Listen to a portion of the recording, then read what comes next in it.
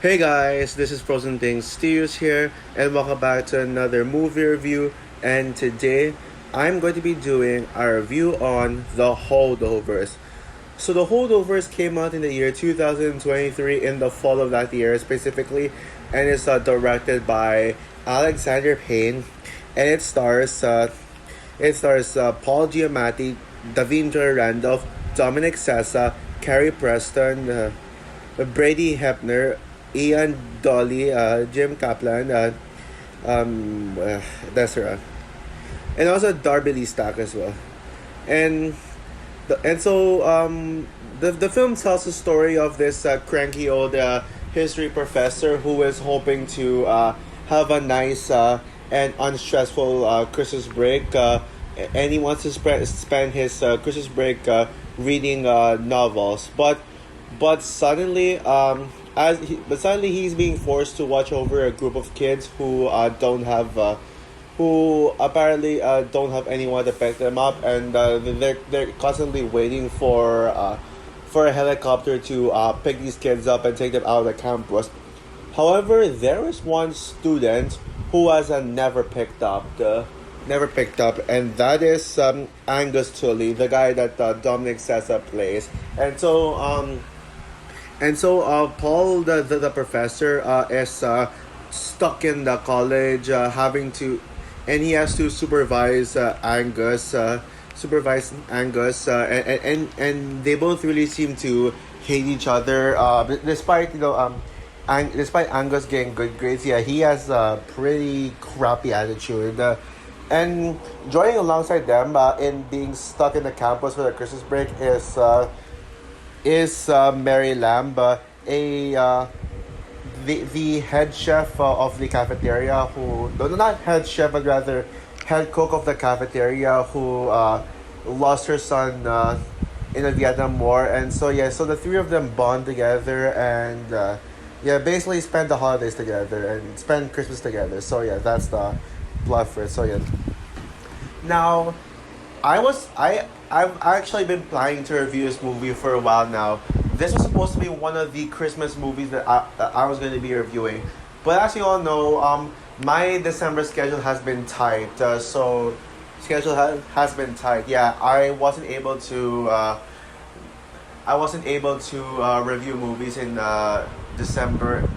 In back in I mean, not review movies, but I mean review Christmas movies. I couldn't, because despite a tight schedule, I'm sure you all know where I was. I was in my trip to US, in Los Angeles and Las Vegas, and so yes, I didn't have time. To be fair, even the previous year, I didn't have time to review Christmas movies. This year, I'm gonna make a change. I'm gonna find a way to actually get myself to review Christmas movies without having anything to win, because for sure I'm going to a big vacation. I may have another big vacation in December for sure, but we'll see about that. But yeah, I don't want to go too much off topic, but yeah, I saw The Holdovers for the first time when it came out on digital in early December, and this is actually the first Christmas movie I saw for Christmas. Yeah, for like my no, I watched a bunch of Christmas movies, and this is actually the first one, believe it or not. Yeah. And I will admit, going into this movie, despite hearing nothing but praise about it, not just from critics and cinephiles, but also general audience moviegoers who would just watch anything, who would, I mean, not who wouldn't like a movie like this, and would mostly just like big blockbuster action movies and all that stuff, love it. However, I was a little bit worried about this movie. Worried going into this one, because I was expecting this to be just another boring, drawn out art house movie that wouldn't resonate with me, and I just forget about it. Yeah, but yeah, and when it comes to Alexander Payne's movies, I like his movies. I think he's a great director, but he's nowhere near one of my favorite directors. He did. I remember seeing Descendants, Sideways. I honestly don't remember all his films as I'm recording this. I don't remember every single Alexander Payne movie that he made. I remember Nebraska. I think I saw Nebraska, and yeah, but but believe it or not, people, the very first Alexander Payne movie I ever saw was, oh dear God, no, Downsizing. Yeah, what I saw all of Alexander Payne's other movies during quarantine, like I was I'm sure you all know I was one of those people who became like a straight up cinephile in the 2020s during my break. Even though this decade, even though I started becoming a film buff like way before. But yeah, Downsizing being the first Isaiah Payne movie. Yeah, Downsizing is one of the most disappointing movies ever made. Yeah, that movie is garbage, and for a movie that was supposed to for a movie that was supposed to be one of the greatest movies ever, with one of the most unique um with one of the most unique concepts, it ended up being nothing but an absolute bore fest. And yes, that was actually Alexander Payne's previous movie prior to Holdovers. So yeah, Alexander Payne has not made a movie since, well, 1989, 91, like 5 6 years, believe it or not. So yeah, this is Alexander Payne's return to form, and this is the return to, and so 2 days. So last Saturday, I checked out the Holdovers in theaters. The Holdovers came out last week in my country. Came out last Wednesday, February 21, my country, and so I decided, you know what, I want to watch this movie in theaters and feel the theatrical experience of it, and I did. And now I'm gonna give you guys my thoughts on the Holdovers. Yep, this movie is just as good as everyone else says it is. Man, yeah, I mean, I always loved the movie ever since first watch. I've always loved it, but seeing this movie for the second time and seeing it in theaters, man, this movie got even better.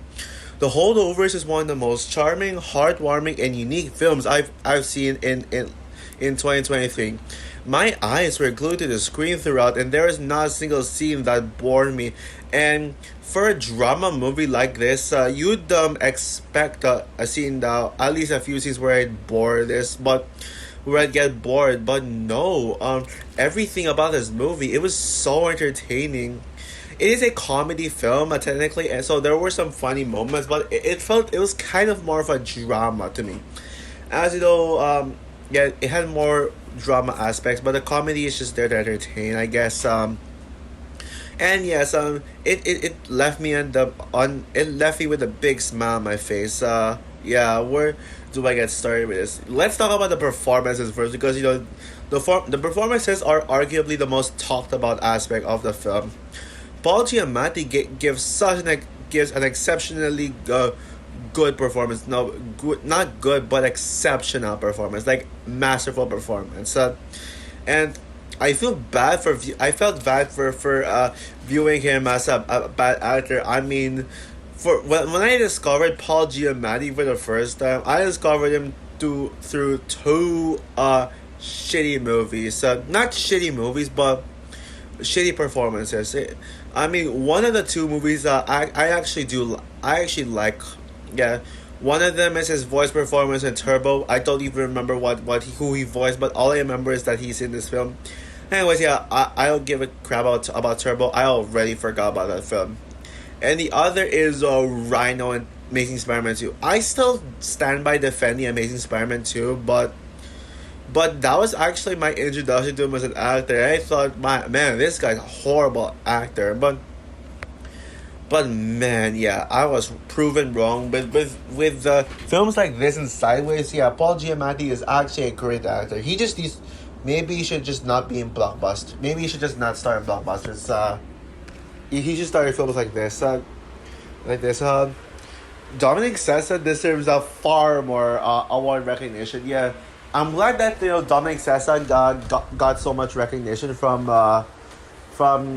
award from the general audiences, and I think he won best young actor in the BAFTAs. something like that. But did he win actually? That I'm sure you know what I'm talking about, best young stars. But did he win? Let me know in the comments if I'm right or wrong that Dominic Sessa won. But yeah, man, his performance in this movie, and I actually liked him even more than Paul Giamatti. There I said it.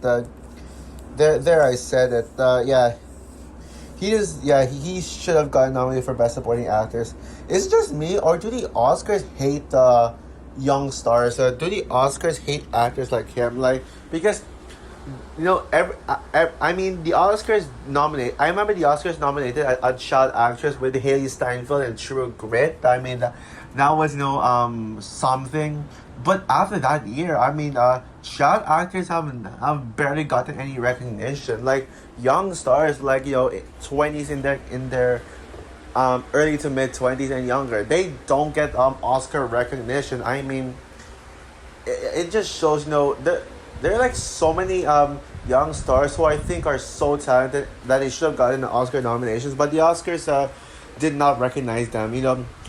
Perfect examples of this are two young stars from the Oscars at 2022 from 2021 movies that should have gotten nominated in the 2022 Oscars.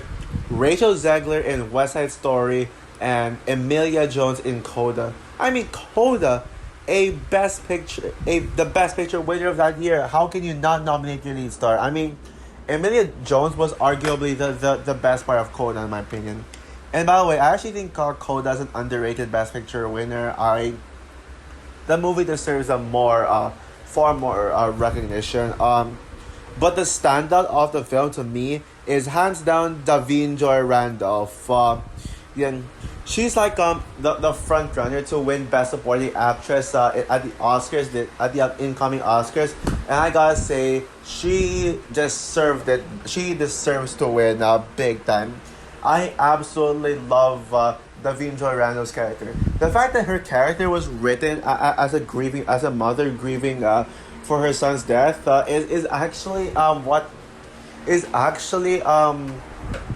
do I say this? Is actually what made Davine Joy Randall give such a powerful performance. It's the way that they wrote her character and the idea it presents that the idea it presents about a grieving mother, and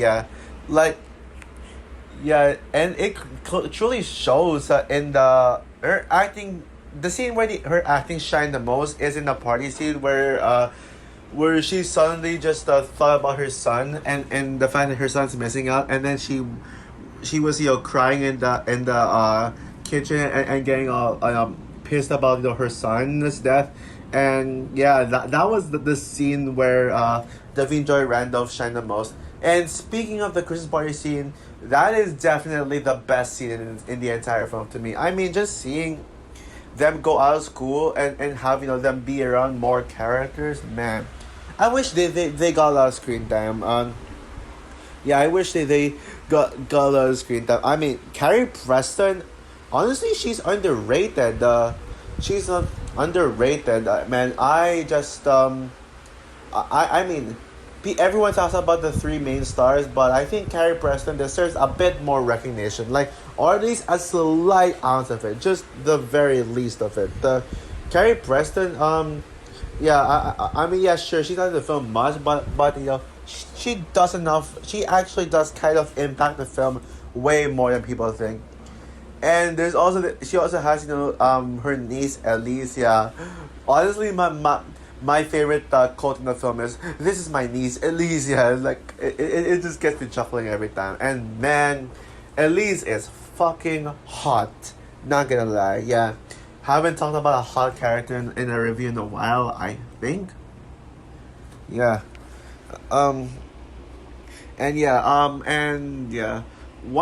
thing that makes this film so special is that this pays homage to 70s classics and gives audiences the nostalgic feel of the 70s. This, I think everyone has pointed out at this point that this movie felt like it was released in the 70s, and it just shows, man. It almost feels like an experience. Like it feels like you're truly watching a film in the 70s. Like this movie truly feels like it's going to be a modern classic, and I'm very sure over time, for like many years to come in the future, this movie is going to be seen as an instant classic. I guarantee you. And despite me praising the scene where they went out of the campus the most, the in campus scenes are also really good. Like for example, when Dominic Sessa's character, when Angus was like dealing with those bullies before those kids who initially got stopped before getting picked up. Yeah, like those scenes were so entertaining. Just seeing them fight and the chemistry between Angus and Paul were just so enjoyable to watch. Especially with seeing them fighting bigger over each other. Like another one of my favorite scenes in the film was when Angus was like running the hallway and Paul was chasing him. And then Angus just did a flip in the gym and hurt himself and was screaming like crazy and yeah, you saw in the trailer. I don't need to go further than that. And yeah, what else can I say? Yeah, I don't think there's much else I can say, man. This movie just yeah, the theatrical experience felt truly special because it felt like this felt like I was watching a classic movie in theaters. This felt like I was transcended back into the 70s.